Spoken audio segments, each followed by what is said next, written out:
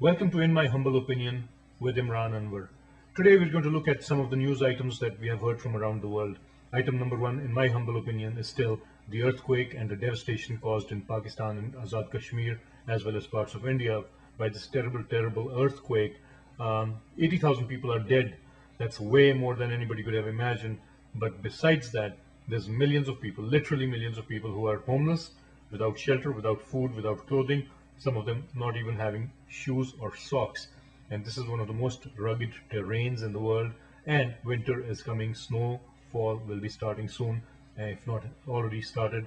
And in the meantime, according to various sources, less than 10 to 20% of the needed aid has even been committed. So we don't even have the commitments, much less the actual reception of the money needed to solve the problem, needed to help save lives. Otherwise, the secondary tragedy of the survivors dying simply because nobody was caring enough to care for them, that's going to be the bigger tragedy. So folks, if there's anything you can do, please do it. Go to the Pakistan Embassy webpage, go to any of the many websites available to make some sort of commitment, make some sort of pledge, whether you can offer $1, $10, or $100, please do it. Just do this to save lives. Coming back to more mundane but important issues at the same time, election results have started coming in from the United States. In the recent election, what we've seen is that the Democrats have actually made some inroads. What that basically means is that the Republicans have started to pay the price for George W. Bush and his party's policies. Bush, obviously, as we know, has the lowest standing of his presidency, and one of the lowest for any president, I understand.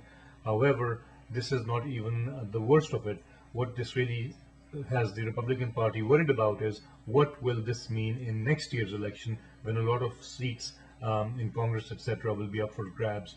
So right now what we saw is that Bush himself made an appearance right after his failed trip to Latin America. He actually showed up at a candidate's election rallies basically to get the vote out, but I think it actually helped keep the vote in, and a Democrat that I was talking to basically said, we hope we can get President Bush to go out and work as hard for all the other Republican candidates. So basically that's what's happening in the election, and it seems that President Bush's policies are beginning to bear fruit in the bad way for his party. In the meantime, things like Bloomberg getting re-elected mayor of New York, no big surprise there. Rich people winning elections, much like in any other part of the world, including Pakistan, India, as well as the United States. One of the things I also see in the news today is another student, another school, and we have another shooting rampage. So folks, one of the things I am really amazed by is that despite Columbine, despite all the lessons we learned, it seems that there is still inadequate supervision of guns in homes. Students, there's inadequate parenting going on.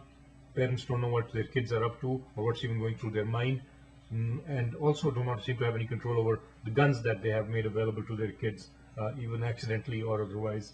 So basically that's one of the things that's also passing the news wires. Here's another interesting item that I wanted to call your attention to. Texas voters have added a gay marriage ban to their constitution, according to this news item that I'm seeing from Reuters. Now basically I believe there's 19 states that have passed laws or have constitutional amendments banning gay marriage. Now, a lot of people are attacking those states for being anti-gay or bigoted or close-minded, etc. And I think the truth sort of lies between the two extremes. I basically am in favor of people having gay rights. I'm in favor of people having gay unions if that's what they choose to do, or if they feel that's what nature intended them to do. However, this issue of calling their union a marriage is what really irks a lot of people, straight conservative people, as well as many others. I, for example, I'm happily single, so I'm hardly going to be upset if somebody calls marriage an institution that should be gay or straight, etc. However, the issue is, if you know that a word or a phrase has certain meaning for people for thousands, if not tens of thousands of years, why take that word and try to give it a different meaning when you know that it's going to backfire? For example, if I was to open, well, I'm Muslim, I don't eat pork, and I have many Jewish friends and even some Christian friends who do not eat pork because Jesus did not eat pork, they say, and I agree with them. So there are Jewish folks who are not supposed to eat pork, and Jewish folks also believe in the word kosher meaning certain things. it would be stupid for me or somebody else to open a pork or ham store and basically start selling pig meat, ham, bacon, etc., and name that company the kosher deli or the kosher meat service. It would be dumb because the word kosher means certain things to certain people. Why cause confusion? Why cause conflict? Why start something that really should not be necessary? So, I mean, if they want to go ahead and call it a gay union, hey, more power to you guys. But why go after the word marriage when you know it's going to backfire, as it is beginning to backfire? Texas is, I guess, one of 19 states that have passed laws like that. Another item I saw on the Reuters Business Wire is something that has me worried. That is that Toll Brothers, it's one of the better known builders of homes in the United States. They basically cut their forecast, and I believe their stock took an 11% hit in one day, 11% down in one day. Now that has me worried, not just because of Toll Brothers or something, but because what has kept the US economy going for the last several quarters basically has been consumer spending. Consumer spending really has not been driven by real high growth jobs or high paying jobs, especially when a lot of jobs are being outsourced to India and other places. The growth has really come, or the economic activity has really come from consumers spending money that they did not so-called really earn, but actually got out of the escalation of home prices. Refinancing, second mortgages, etc. have been the preferred instrument to do that. Now, basically, that has kept the economy going, and that is what has basically pulled us out of a recession.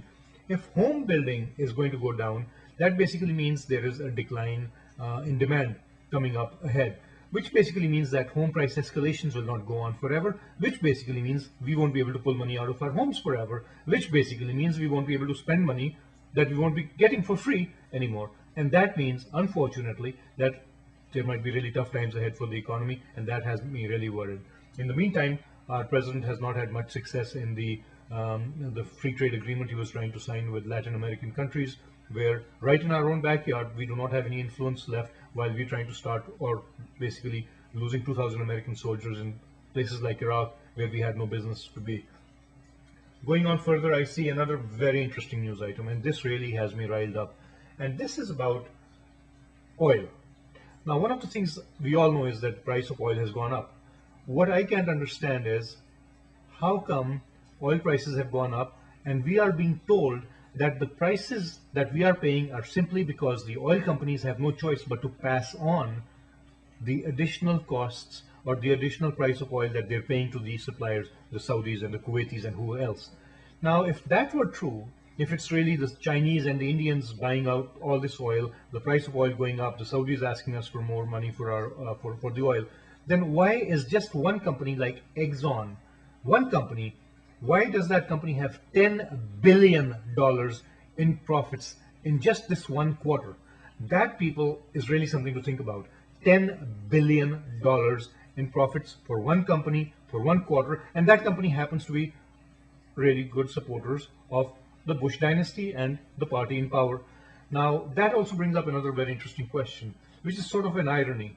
Do you remember that we really had people who got screwed when the Enron scandal happened? Enron, if you remember, was that energy trading company that basically went bust because they were claiming fake profits. They were claiming fake sales. They, if you remember, were also big supporters of Bush and his party. These are people who were really raking in false money simply by enriching their executives, because the stockholders were paying the price, the retirees or their employees were paying the price by basically investing into this company with their time, effort, and their retirement funds. And they got screwed. The American public got screwed with Enron with the fake profits. Now, it's the other extreme. We're actually getting screwed a second time over, not by Enron with its fake profits, but by Exxon with its real profits, $10 billion.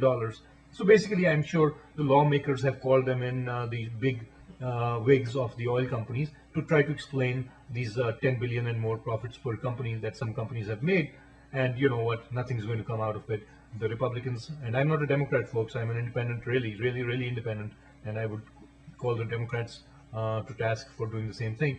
Basically, what we have is the oil companies are screwing us, and President Bush and his party are basically looking the other way, and nobody is really looking out for us. Not even you, my friend Bill O'Reilly. So that's one of the stories that is also passing by. I see Microsoft has warned of yet another security flaw in their operating system. I don't even know why they call it news, because that should be something that is known as a basic fact of life. Those basically are the main stories that I wanted to call your attention to, but really what I am really worried about is the state of the economy, the state of the war in Iraq, the fact that Osama bin Laden is still out there. You and I are still at risk. We are at risk from being screwed by the oil companies like Exxon that have protection of the Bush government. We are at risk of getting screwed or killed by terrorists who are out there like Osama bin Laden, who are not being hunted down. We are at risk that some of our friends and other close allies and friends and family members will be dying in Iraq, and many other fellow human beings and Iraqis are being killed by the insurgents because of a war we started. That just does not make the world a better place. That does not make the American people and the American nation a safer place in any way. And our president just seems to have his hands full trying to protect friends like Karl Rove and Scooter Libby, etc. Folks, these are not good times. These are times to worry about our future. And I really ask you, think about them. If we don't take action now, we'll pay the price later. That is just in my humble opinion. This is Imran Anwar, signing off.